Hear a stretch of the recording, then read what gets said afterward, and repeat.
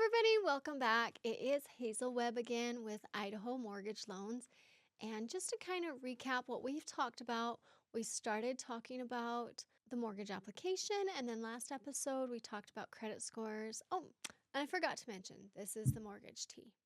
Today we're going to talk about debt to income ratios and how that plays into our overall purchase price that we put them in, and understanding the wiggle room that is behind that terminology when we give a purchase price. So we did the application, that looks great. The credit scores are great. Now, what we care about the most is all of their debts in a monthly payment versus what their new monthly payment is going to be on their new mortgage. And then we add that together and it creates a ratio. Now, if they make $1,000 a month, which I know is nothing, but just $1,000 a month, and then their bills and the new mortgage payment is $500. I know that's not realistic numbers, but it's just easy round numbers to work with. That's a 50% debt to income ratio because 500 is 50% of 1,000, or 5,000 is 50% of 10,000. And so that's how we come up with the debt to income ratio. So let's say all of their current debts without the new mortgage payment is, let's say, 30%.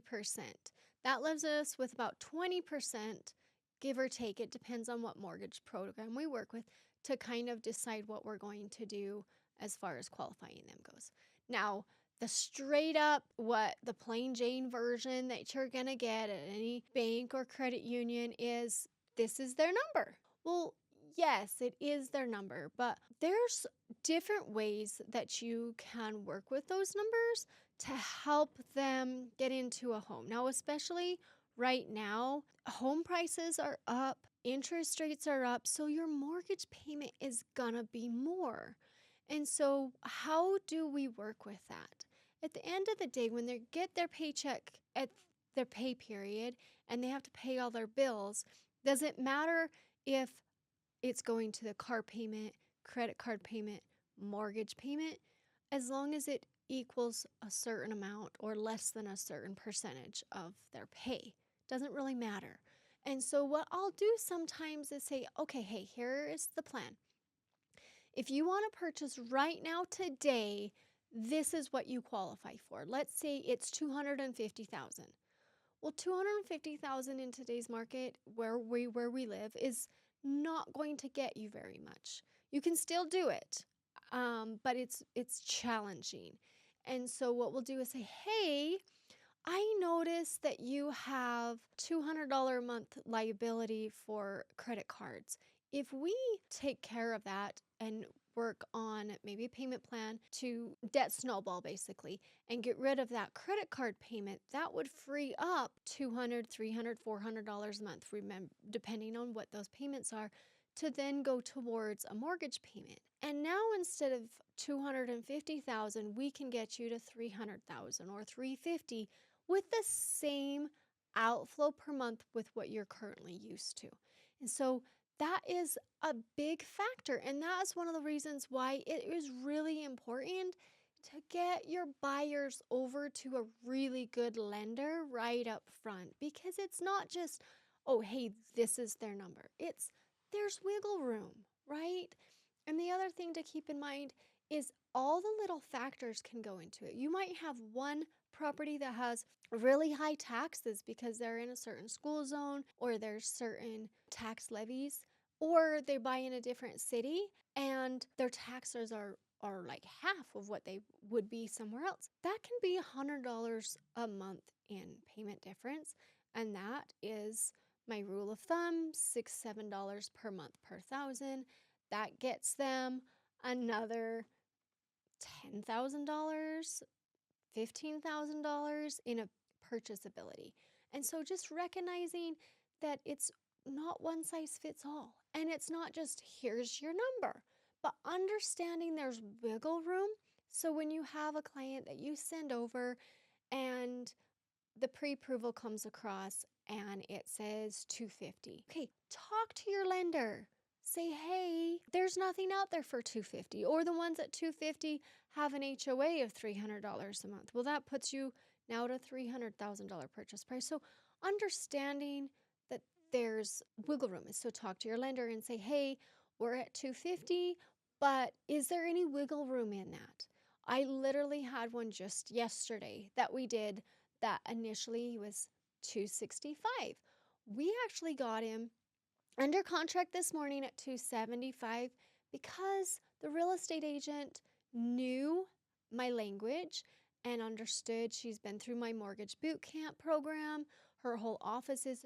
She understood my language and was able to recognize that if she found a home at $270, $275, but the taxes were maybe just a little bit less, that there was wiggle room. And sure enough, she called, hey, can we make this work? We looked at it and we were able to make that house work, and they went under contract. And so that helps a ton, understanding that there's fluidity in that purchase price number depending on a lot of different factors. And so just kind of reiterating it a little bit. So some of the things that we can do, like I mentioned before, let's say we pay down other debt to free up some monthly income to be able to go towards a higher mortgage payment. Or we look at the different taxes and how they play into that factor, and then have the wiggle room a little bit there, or a combination of both, and how time is able to affect things.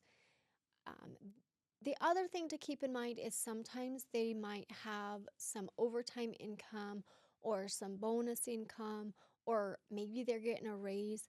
Having some of those things in place, knowing up front, hey, I'm going to get a new position at work. It's going to be $5 an hour increase. That's a great raise. What does that look like? And so maybe sometimes it's maybe buying right now today is not necessarily in their best interest, but if we wait 6 months or however long, hey, this is what we could get you into. And looking at the difference of house prices and what you can get for how much, and then determining whether or not it's worth waiting and whether or not that gets them into a significantly better home.